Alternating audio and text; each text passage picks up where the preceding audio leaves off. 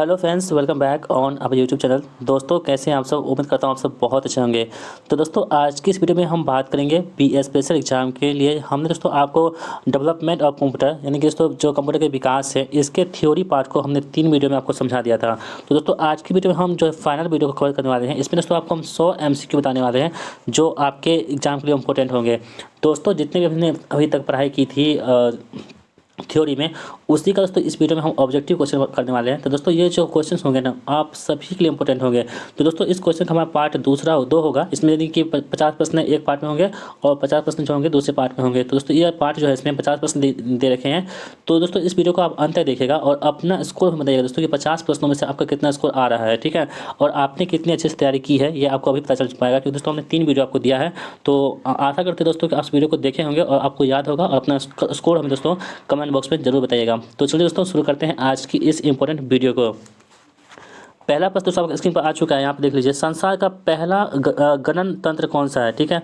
तो दोस्तों आपको बताना है कि संसार का पहला गणतंत्र था उसका नाम क्या था, ठीक है। देखिए अबेकस है, एनियक है, मार्क 1 है और इनमें से कोई नहीं।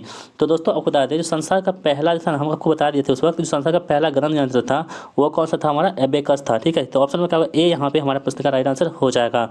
दोस्तों बढ़ते हैं अगले प्रश्न की ओर।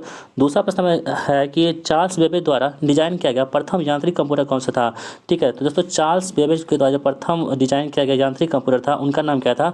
तो आपके पास ऑप्शन दे रखे हैं, देख लीजिए। तो राइट आंसर क्या होगा, एनालिटिकल इंजन, ठीक है। तो ऑप्शन में क्या होगा, बी यहाँ पे हमारे प्रश्न का बिल्कुल सही जवाब हो जाएगा, ठीक है। दोस्तों आई होप आप सभी लोग जो है अपना आंसर मिला लेते होंगे और अंतिम में दोस्तों आपको बताना है कि आपका स्कोर कितना आ रहा है, ठीक है। और आपकी कितनी तैयारी हो पाई है आपके स्कोर से पता चल पाएगा आपको कि आपको कितनी तैयारी करने की और ज़रूरत है, ठीक है। दोस्तों बढ़ते हैं अगले प्रश्न की ओर। तीसरा प्रश्न दोस्तों आपके स्क्रीन पर आ चुका है, कह रहे हैं कि पहला कंप्यूटर जो है बनाया गया था। तो पहला कंप्यूटर कब बनाया गया था, किसने बनाया था। तो चार्ल्स बेबेज ने, उसके बाद बिल गेट्स द्वारा और मार्कोनी द्वारा और बिल क्लिंटन द्वारा। तो दोस्तों जो पहला कंप्यूटर बनाया गया था ये आपका बनाया गया था किसने, चार्ल्स बेबेज द्वारा जो है पहला कंप्यूटर बनाया गया था। जो ऑप्शन नंबर क्या है, सी हमारे पास यहाँ पे राइट आंसर हो जाएगा, ठीक है। तो ऑप्शन नंबर सी यहाँ पे राइट आंसर है। दोस्तों बढ़ते हैं प्रश्न की ओर। कंप्यूटर के जनक किसे माना जाता है। तो देखिए कंप्यूटर के जनक जो है ना उनका नाम क्या है दोस्तों, तो क्या है, चार्ल्स बेबेज को हम लोग क्या कहते हैं कंप्यूटर के जनक के नाम से जानते हैं। Option number A right answer है। नेक्स्ट क्वेश्चन हमारा है कि कंप्यूटर जनरेशन 1 से 5 तक में सही अनुक्रम बताइए। दोस्तों हमने आपको कंप्यूटर के जो जनरेशन थे उन सभी को बताया था। आप याद कीजिए दोस्तों, हमने 3 वीडियो आपको बताए थे, उसमें तीनों में आपको जो है ना जो कंप्यूटर की जनरेशन थी पहले कौन सी आई थी उसके बाद कौन सी आई थी उन सभी को बताया था, ठीक है। तो अब आपकी बारी है दोस्तों कि आप कितने प्रश्नों को सही कर पाते हैं, अब आप खुद से सोचिए यहाँ पे। तो दोस्तों यहाँ देखिए पहली जो जनरेशन था कंप्यूटर का वो दोस्तों कौन सा था हमारा, वो था दोस्तों यहाँ पे देखिए पहला है कौन सा, वैक्यूम ट्यूब। दूसरा दोस्तों कौन सा है, ट्रांजिस्टर। तीसरा पीढ़ी जो था वो था एकीकृत सर्किट यानी कि IC सर्किट, ठीक है। उसके बाद दोस्तों ये है VALSI और उसके बाद चौथा कौन सा है, माइक्रो प्रोसेसर। और पाँचवा कौन सा है, ULSI प्रोसेसर, ठीक है। तो यहाँ पर आप देख पा रहे हैं दोस्तों कि पहला जनरेशन कंप्यूटर था वो कौन सा था, हमारा वैक्यूम ट्यूब था। दूसरा हमारे पास ट्रांजिस्टर है। तीसरा एकीकृत सर्किट यानी IC है और चौथा कौन सा हो गया, VLSI। और पाँचवा दोस्तों क्या है हमारे पास, तो ULSI, ठीक है। तो इस प्रकार आप यहाँ पे देख पा रहे हैं दोस्तों। तो यहाँ पे ऑप्शन में क्या होगा, ए इस प्रश्न का बिल्कुल सही जवाब हमारा हो जाएगा, ठीक है। तो दोस्तों बढ़ते हैं नेक्स्ट प्रश्न की ओर। कंप्यूटर की किस पीढ़ी में ट्रांजिस्टरों का प्रयोग किया गया था। तो दोस्तों आपको बता दें ट्रांजिस्टर का इस्तेमाल किया था किस पीढ़ी में, आपको बताना है, पहली में, दूसरी में, तीसरी या चौथी में। दोस्तों कंप्यूटर की जो था ना जो पीढ़ी थी ट्रांजिस्टर का इस्तेमाल की गई थी वो दूसरी पीढ़ी में इसका इस्तेमाल की गई थी, ठीक है। तो ऑप्शन में क्या होगा, बी यहाँ पे राइट आंसर हमारा हो जाएगा। दोस्तों बढ़ते हैं अगले प्रश्न की ओर। कौन से वर्ग के कंप्यूटर माइक्रो प्रोसेसर का प्रयोग करते हैं, पहली पीढ़ी के, दूसरी चौथी पीढ़ी के, तीसरी या दूसरी के। तो दोस्तों जो माइक्रो प्रोसेसर थे हमने आपको चीख के बताया था उस वक्त, माइक्रो प्रोसेसर जो है ना ये जो काम करती थी दोस्तों ये जो है ना हमारा चौथी पीढ़ी के कंप्यूटर में, ठीक है। किसमें, तो चौथी पीढ़ी के कंप्यूटर में माइक्रो प्रोसेसर का यूज किया गया था। ऑप्शन नंबर बी यहाँ पे हमारा आंसर हो जाएगा। दोस्तों बढ़ते अगले प्रश्न की ओर। किस कंपनी के साथ थिंक पैड लैपटॉप का संबंध है। तो दोस्तों कौन सी कंपनी ने जो थिंक पैड लैपटॉप का संबंध बनाया था, तो ये आपको बताना है। तो दोस्तों यहाँ पे क्या होगा, राइट आंसर क्या होगा, IBS, ठीक है। IBS जो कंपनी थी दोस्तों इन्होंने क्या किया था, थिंक टैग के साथ अपना संबंध बनाया था। नेक्स्ट क्वेश्चन दोस्तों हमारा है मध्यम रेंज के मौसम पूर्वानुमान के लिए भारत द्वारा सबसे पहले कौन सा सुपर कंप्यूटर खरीदा गया था? तो देखिए, मध्यम मौसम रेंज के लिए जो मौसम का पूर्वानुमान लगाते हैं, ठीक है, प्रिडिक्शन करते हैं मौसम का कि मौसम कैसा रहने वाला है, तो मध्यम रेंज के मौसम पूर्वानुमान के लिए भारत द्वारा सबसे पहला कौन सा सुपर कंप्यूटर खोजा गया था? दोस्तों वो उसका नाम क्या था आपको बताना है। तो उसका नाम दोस्तों क्या था? क्रे एक्स MP14। क्या नाम था? क्रे एक्स MP14, जो ऑप्शन नंबर ए में दे रखा है। तो ऑप्शन नंबर ए क्या होगा यहाँ पे? सही जवाब हो जाएगा। दोस्तों बढ़ते हैं अगले प्रश्न की ओर। विश्व का प्रथम इलेक्ट्रॉनिक सुपर डिजिटल कंप्यूटर कौन सा है? दोस्तों ये प्रश्न बहुत इंपॉर्टेंट है। जो विश्व का पहला जो है ना इलेक्ट्रॉनिक का डिजिटल कंप्यूटर कौन सा आपको बताना है। इसका राइट आंसर क्या होगा? एनियक। क्या होगा? एनियक जो क्या है विश्व का पहला इलेक्ट्रॉनिक डिजिटल सुपर ये कंप्यूटर है। तो ऑप्शन नंबर ए यहाँ पे राइट आंसर है। नेक्स्ट हमारा है कि कंप्यूटर के आविष्कार से संबंध है। तो दोस्तों कंप्यूटर का आविष्कार किसने किया था? तो चार्ल्स बेबेज द्वारा कंप्यूटर का आविष्कार किया गया था। अगला हमारा है और एरिथोमीटर का किसके द्वारा आविष्कार किया गया था? यानी दोस्तों एरिथोमीटर जो है ना इसका आविष्कार किसने किया था आपको भी बताना है। तो इसका आंसर क्या होगा? चार्ल्स जेवियर थॉमस के द्वारा इसका आविष्कार किया गया था। ऑप्शन नंबर बी क्या होगा यहाँ पर? सही जवाब हमारा हो जाएगा। दोस्तों बढ़ते हैं अगले प्रश्न की ओर। ऐसी कंप्यूटर प्रणाली जो बिना किसी विभेद के निर्देश तथा डाटा के एक ही स्मृति मेमोरी इकाई से संग्रहित होती है तो इस संरचना को क्या कहते हैं? तो इस संरचना को क्या कहते हैं दोस्तों? हम लोग इसे बोलते हैं वॉन न्यूमैन संरचना कहते हैं। ठीक है, ये इस पर आधारित है। ऑप्शन नंबर क्या होगा? डी यहाँ पे बिल्कुल सही जवाब हमारा हो जाएगा। अगला प्रश्न दोस्तों हमारा है कि भारत का पहला कंप्यूटर कहाँ स्थापित किया गया था? इंपॉर्टेंट प्रश्न है, बहुत इंपॉर्टेंट प्रश्न दोस्तों। भारत का पहला जो कंप्यूटर था ये कहाँ पे जो है ना स्थापित किया गया था आपको ये बताना है। तो इसका राइट आंसर क्या होगा? भारतीय सांख्यिकी संस्थान जो है वो कोलकाता में इसका स्थापना किया गया था। तो ऑप्शन नंबर डी यहाँ पे राइट आंसर होगा। दोस्तों क्या आपको क्या करना है ना, कमेंट बॉक्स आपका स्कोर जरूर बताना है। आप वीडियो को देखते रहिए, सभी प्रश्न आपके लिए इंपॉर्टेंट है। वीडियो को मिस मत कीजिएगा दोस्तों। एक एक प्रश्न जो है यहाँ पे बहुत इंपॉर्टेंट है। आपके एग्जाम में यहाँ से डायरेक्टली प्रश्न पूछे जा सकते हैं, इसलिए वीडियो को बिना स्किप किए हुए अंत तक देखिएगा और अपना स्कोर ईमानदारी पूर्वक दोस्तों आपको बताना है कि आपका कितना स्कोर आ रहा है। ठीक है, आप अपने आप को जांच पाइएगा कि आपने कितनी तैयारी की है और आपको कितनी तैयारी करने की ज़रूरत और पड़ सकती है। ठीक है, तो वीडियो में आप अंत तक बने रहिएगा। दोस्तों अगला प्रश्न आया कि भारत में प्रथम कंप्यूटर कहाँ स्थापित किया गया था? दोस्तों भारत में जो पहला कंप्यूटर इंस्टॉल किया गया था कहाँ पे इंस्टॉल किया गया था आपको बताना है।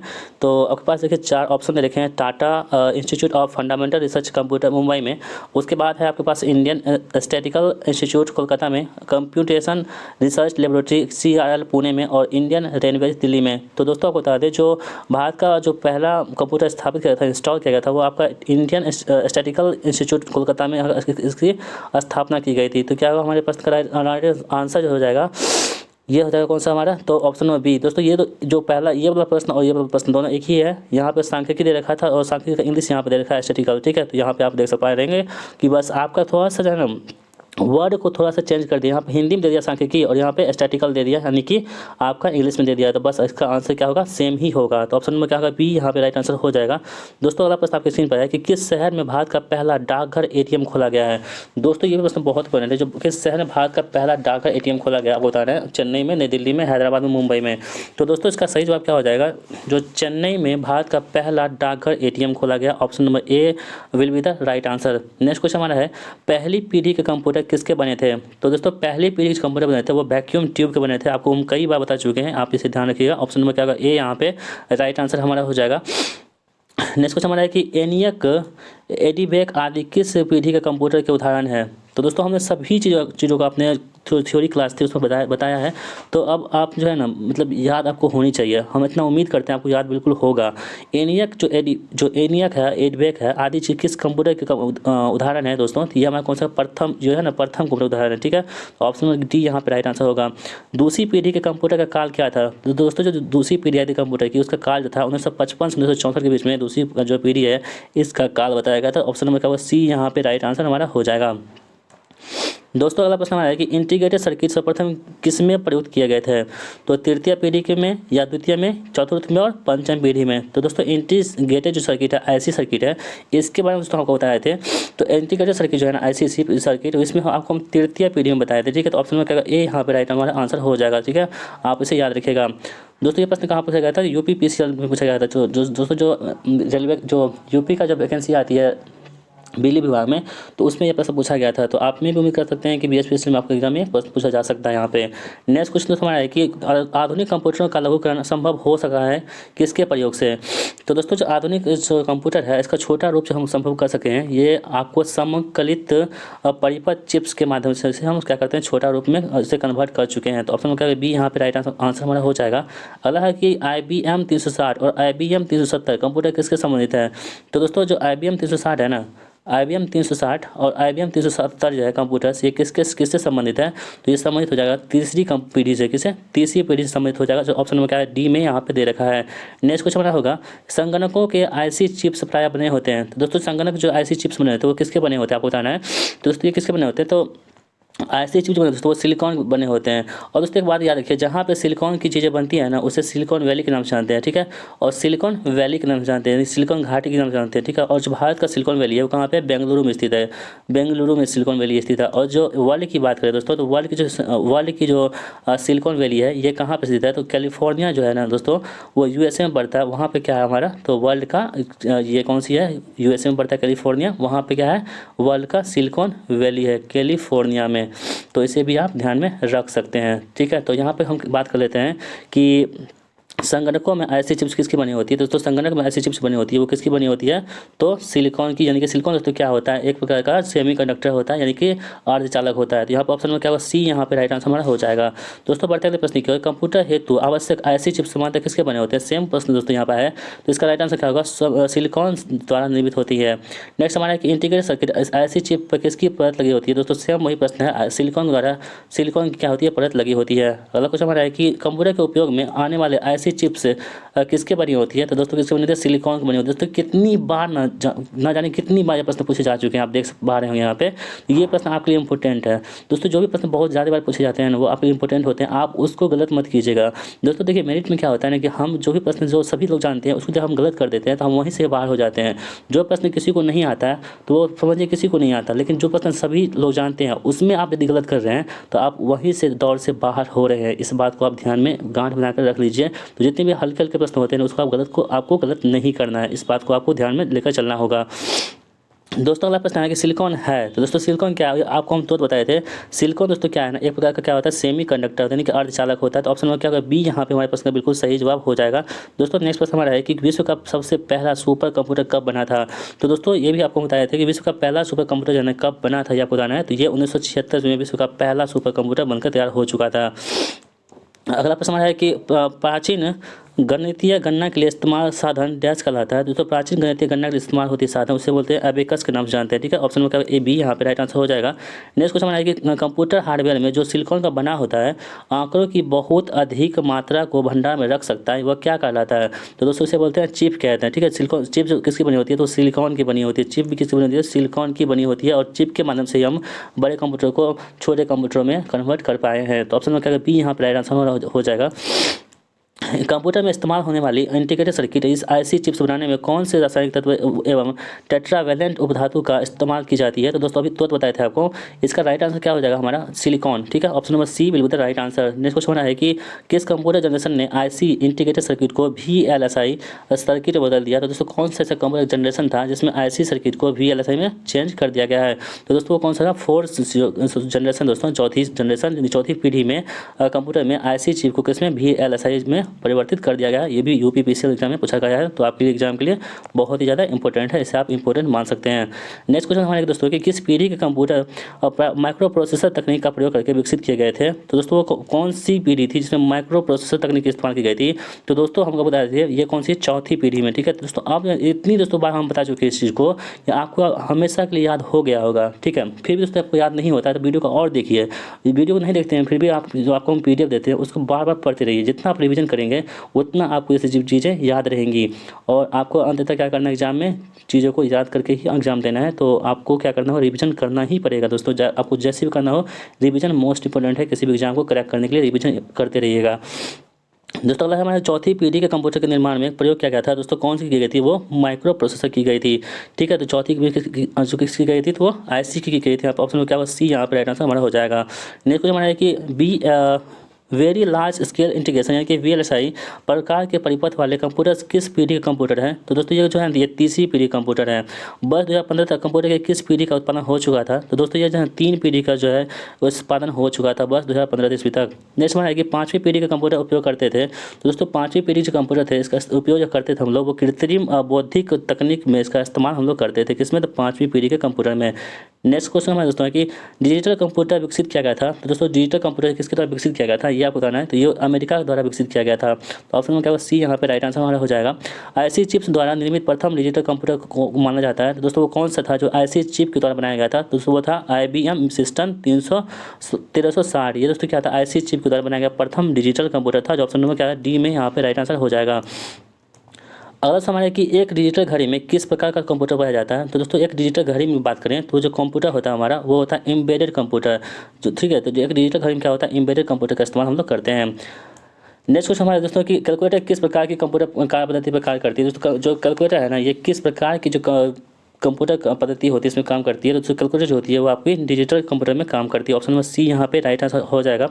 अगला दोस्तों प्रश्न हमारा है कि कार में लगा हुआ गति मापक यंत्र निरूपित करता है। तो दोस्तों वो कौन सा करता है? वो एनालॉग कंप्यूटर होता है। ठीक है, जो कार में रहता है जैसे इस प्रकार का रहता है ना, इस पर मीटर लगा रहता है दोस्तों, यहाँ से मीटर लगा रहता है। तो ये मीटर जो है आपका जितनी स्पीड आगे बढ़ती है तो ये मीटर ऊपर ऐसे घूम जाता है। तो उस वो जो मीटर लगा हुआ है तो किसका बना होता है? तो एनालॉग कंप्यूटर का बना होता है। तो इसे आप याद रखिएगा। ऑप्शन में ये यहाँ पे क्या होगा? राइट आंसर हमारा हो जाएगा। दोस्तों बढ़ते अगले प्रश्न की ओर। क्वांट सर्वर सिस्टम में क्वांट कंप्यूटर अधिकांशतः किस प्रकार के कंप्यूटर होते हैं? दोस्तों क्लाइंट सर्वर सिस्टम में क्लाइंट कंप्यूटर अधिकांशतः किस प्रकार के कंप्यूटर होते हैं? तो दोस्तों वो किस प्रकार के होते हैं?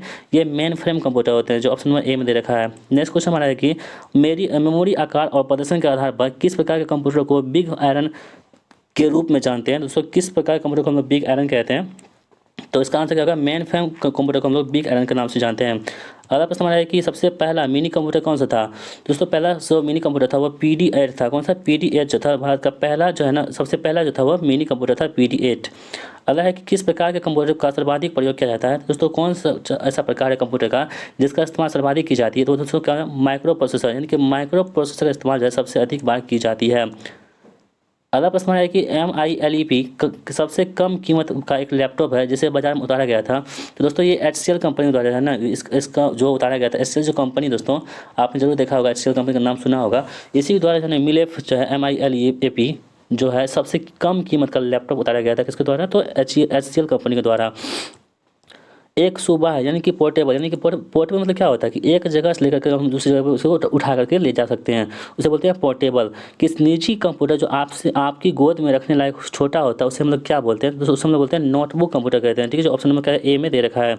अगला दोस्तों हमारा है कि सब लैपटॉप और लैपटॉप किस संदर्भ में प्रयुक्त किए जाते हैं? दोस्तों जो सब लैपटॉप है ना ये आपके कंप्यूटर के प्रयोग में की जाती है। ठीक है, यहाँ पर आप देख सकते हैं।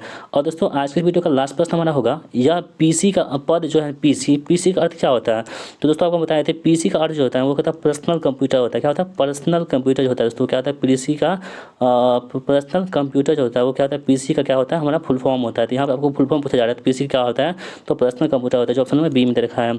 ठीक है, तो दोस्तों आज की वीडियो पर यहीं तक रखेंगे। अब दोस्तों आपको ये बताना है कि आपने इन 50 प्रश्नों में से कितना स्कोर किया है। ठीक है, यदि आप इस वीडियो को यहाँ तक देखा है तो देखने के लिए आपको बहुत बहुत धन्यवाद, क्योंकि दोस्तों आपके लिए इंपॉर्टेंट ये वीडियो है। यदि आपने यहाँ तक देखा है तो अपना स्कोर हमें बताना है दोस्तों कि आपकी इन 50 प्रश्नों में से कितना स्कोर आपने कर पाया है। ठीक है, और दोस्तों यदि आपको हमारी वीडियो पसंद आई हो तो वीडियो को लाइक कर दीजिएगा और इस वीडियो को अपने दोस्तों में शेयर जरूर कीजिएगा। और हाँ दोस्तों, यदि आपको इसकी PDF प्राप्त करना टेलीग्राम पर ज्वाइन कर लीजिएगा, जिसका लिंक हमने इसी वीडियो के डिस्क्रिप्शन बॉक्स में दे रखी है। आप टेलीग्राम को ज्वाइन कर लीजिएगा और वहाँ पर आपको ये PDF मिल जाएगी। तो दोस्तों मिलते हैं नेक्स्ट वीडियो में, तब तक के लिए जय हिंद, वंदे मातरम।